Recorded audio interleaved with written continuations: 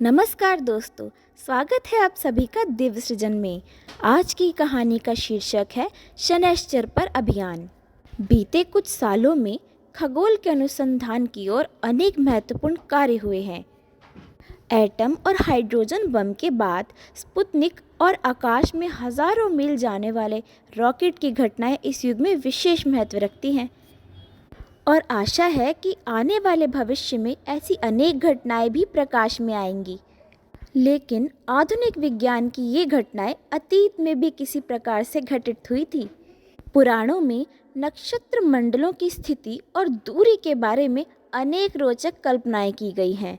ज्योतिष के अनुसार तो इन सभी ग्रह नक्षत्रों की गति और स्थिति का पृथ्वी और उसके निवासियों के जीवन पर बहुत गहरा असर पड़ता है। चंद्रमा और सूर्य का प्रभाव तो हम सभी अनुभव करते हैं, लेकिन अन्य ग्रहों के प्रभाव के बारे में वैज्ञानिकों के कथन ही प्रमाण हैं।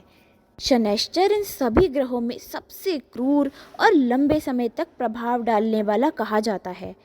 ज्योतिष शास्त्र में तो इसकी स्थिति का प्रभाव 7.5 साल का माना जाता है। ये प्रत्येक राशि पर 2.5 साल रहता है। हमारे देश के लाखों धार्मिक लोग हर साल शनि की 7.5 की प्रभाव की बाधा अनुभव करते हैं और उसकी शांति के लिए उपाय भी करते हैं। पुराणों और धर्मशास्त्रों में शनि की कई सारी रोचक और रोमांचकारी कथाएं दी गई हैं। उनके अनुसार इनका स्वरूप बहुत जटिल, भयंकर और कुदर्शन है। जब भी किसी की ओर दृष्टि करते हैं तो आग की लपटें उठ पड़ती हैं। इनका प्रिय कोई नहीं है, दैत्य हो या दानव, सभी इनके कोप के भाजन बनते हैं। ये दूसरी बात है कि इन्हें दबाकर या प्रसन्न करके कोई अपना काम करवा ले। ऐसे कठोर ग्रह पर प्राचीन काल में अनेक बार आक्रमण भी हुए हैं और अनेक बार इनके प्रभाव को भी धर्षित किया गया है, यानी दबाया भी गया है। लेकिन फिर भी इनके तेज और स्थिति में कोई कमी हुई है, ये नहीं कहा जा सकता। ऐसी ही एक पौराणिक कथा है। जिस समय भूमंडल पर रघुवंश के प्रतापी राजा दशरथ जी अयोध्या में राज्य कर रहे थे, उस समय एक बार ज्योतिषियों ने उन्हें बताया कि महाराज सूर्यपुत्र शनैश्चर अब कृतिका नक्षत्र के अंतिम चरण में आ गए हैं और जल्द ही वो रोहिणी को भी लांघकर आगे बढ़ने वाले हैं। पृथ्वी के लिए ये एक भयंकर योग होगा, क्योंकि अतीत में इस योग के कारण चारों तरफ घोर विपत्तियां आ चुकी हैं। 7 द्वीपों में इसका बहुत ही गहरा प्रभाव पड़ा है महाराज। इसलिए आप समय रहते ही इस अशुभ योग का निवारण करने की कृपा करें, अन्यथा चराचर जगत भस्म हो जाएगा। महाराज दशरथ ज्योतिषियों की इस अमंगल सूचना से कुछ चिंता में आ गए। कुछ समय चुप रहकर बोले, मुनिवर, शनैश्चर की स्थिति आकाश में है। वो सूर्य का पुत्र है और अपने क्रूर कर्मों के कारण सूर्य से भी बढ़कर संतापक है। भला उसकी गति का नियंत्रण हम पृथ्वी पर रहने वाले वासी कैसे कर सकते हैं? ये तो बड़ी चिंता का विषय है। ज्योतिषाचार्य चिंतित थे। उन्होंने कुलगुरु वशिष्ठ से इस महान संकट के बारे में उपाय बताने की प्रार्थना की। मुनि वशिष्ठ त्रिकालदर्शी थे। उन्होंने दशरथ जी को उत्तेजित करते हुए कहा, राजन, आप पर भूमंडल के सभी जीवों की रक्षा का दायित्व है। 7 द्वीपों की जनता की जीवन रक्षा का दायित्व आप पर है। रोहिणी प्रजापति ब्रह्मा का नक्षत्र है। क्रूर दृष्टि शनि यदि इसका भेदन कर देगा तो सृष्टि का बहुलांश भस्म हो जाएगा। फिर तो ब्रह्मा, विष्णु और इंद्रादि भी उसकी रक्षा नहीं कर सकेंगे। अभी समय है जब आप इस महान दुर्योग से चराचर की रक्षा कर सकते हैं। इस धरती पर ऐसी कोई कला और विद्या नहीं है जिसका आप भेदन ना कर पाएं। आपके रथ की जल, स्थल और आकाश में समान गति है। आप आकाश मंडल में स्थित सूर्य, चंद्र और शनि आदि की गति का नियंत्रण कर सकते हैं। आपके लिए ये काम असाध्य नहीं है राजन। गुरुवर वशिष्ठ की इस प्रेरणा भरी वाणी ने राजा दशरथ में ऊर्जा भर दी। राजसभा समेत ज्योतिषाचार्यों को सांत्वना देते हुए उन्होंने ऊंचे स्वर में कहा, शनैश्चर की इस क्रूर गति का नियंत्रण करने के लिए मैं शीघ्र ही नवमंडल अभियान करूँगा। आप लोग निश्चिंत रहें। अभी प्रजा की दुर्गति को देखने के पहले ही दशरथ राजा जी का जीवन समाप्त हो जाएगा। गुरु वशिष्ठ द्वारा बताए गए शुभ मुहूर्त में सम्राट ने जब नवमंडल का अभियान शुरू किया तो चारों ओर खुशियों की लहरें दौड़ पड़ी। पृथ्वी पर सम्राट की मंगल आकांक्षा के निमित्त अनेक यज्ञ कराए गए और उत्सव मनाए गए। पृथ्वी की शुभाकांक्षाओं ने महाराज दशरथ के संकल्प को और दृढ़ बना दिया। सूर्योदय से पहले ब्रह्मबेला में अयोध्या से प्रस्थान करके जब दशरथ मध्य आकाश में पहुंच गए तो राजा ने अपने कुल देवता सूर्य का अभिवादन किया और उनसे उनके बेटे शनि की अनिष्टकारी गति को रोकने का वरदान प्राप्त किया। अपने तप द्वारा अर्जित लाखों अलौकिक शस्त्रों से उनका तेज सूर्यनारायण को भी सहा नहीं जा रहा था और तो और उनके इस अभियान की बेला में त्रिलोकवासी भी उनको शुभकामनाएं दे रहे थे। रोहिणी नक्षत्र सूर्यमंडल से 1.25 लाख तक की दूरी पर है। शनि के प्रकोप को रोकने के लिए राजा ने सूर्यमंडल के पास पहुंचकर अपना दिव्य रथ वहीं पर रोक दिया और वहीं से शनि के ऊपर संहार करने वाले अस्त्रों की वर्षा करने लगे। वो दृश्य देवता और असुर सबके लिए बहुत भयंकर था। ये सब देखकर तो शनि भी घबरा गए, क्योंकि उस अस्त्र का प्रभाव वो पहले से ही जानते थे।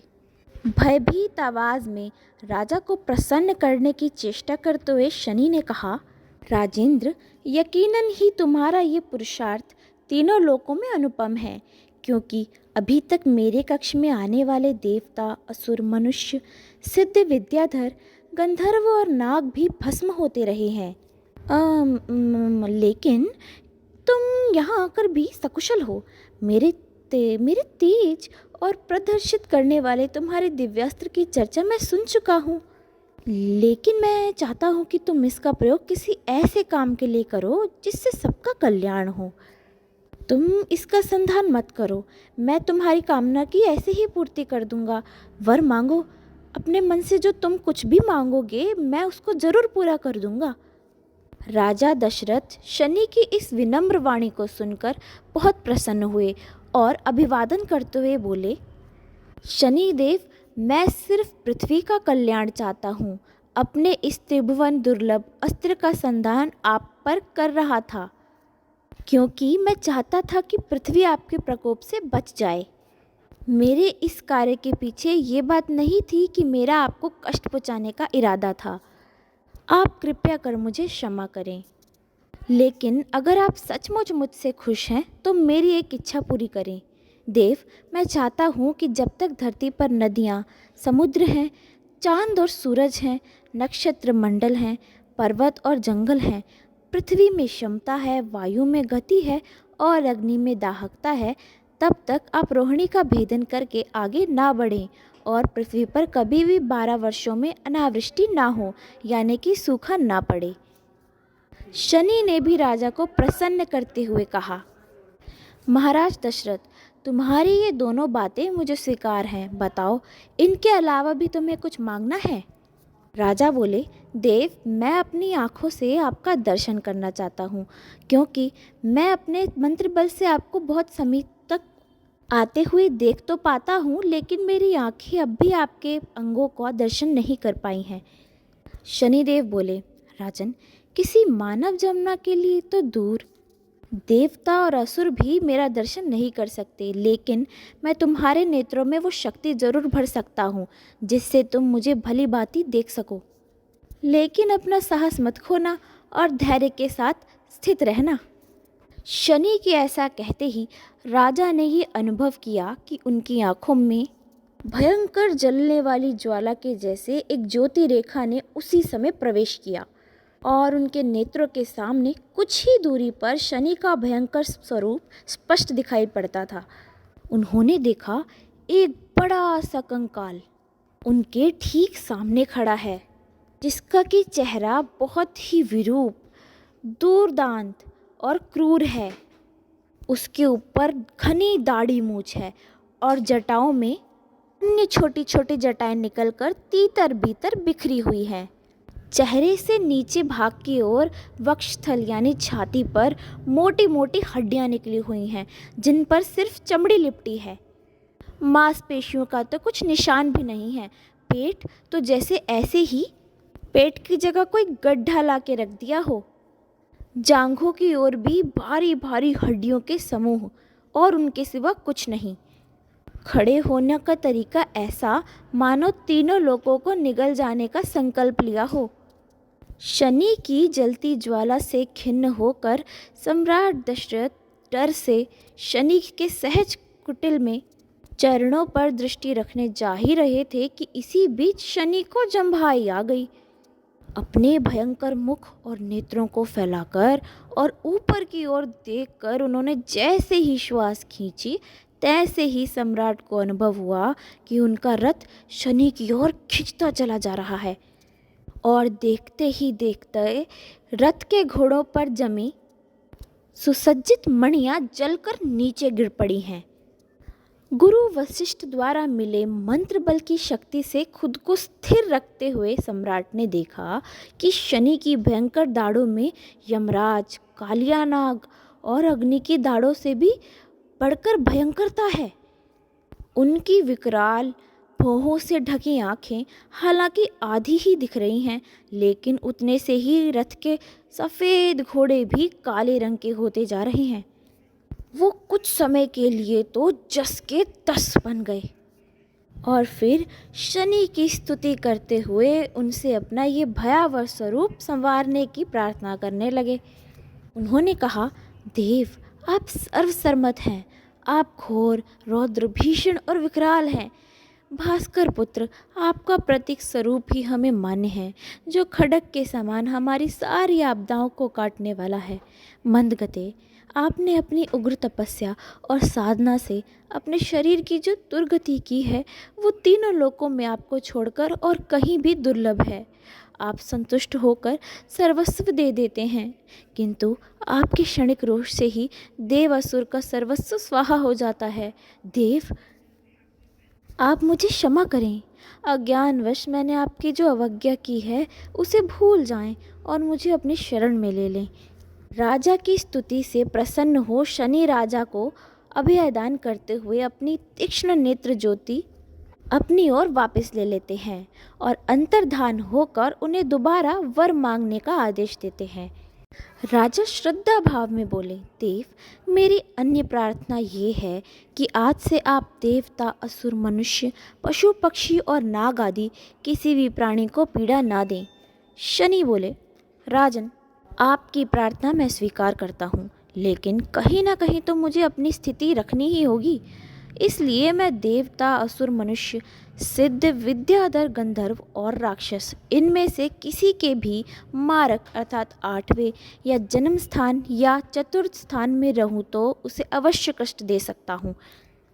लेकिन तुम्हारी प्रार्थना के अनुसार मैं ये प्रतिज्ञा करता हूँ कि जो प्राणी श्रद्धा से युक्त होकर पवित्र मन और वाणी से एकाग्रचित्त होकर मेरी लोहमयी प्रतिमा का शमी पत्रों से पूजन करके तिल मिश्रित उड़द, चावल, लोहा, काली गो या वृषभ का सत्पात्रों में दान करेगा, उस पर मैं संतुष्ट होकर समृद्धियों की वर्षा करूँगा। उसे मैं कभी भी पीड़ा नहीं दूंगा।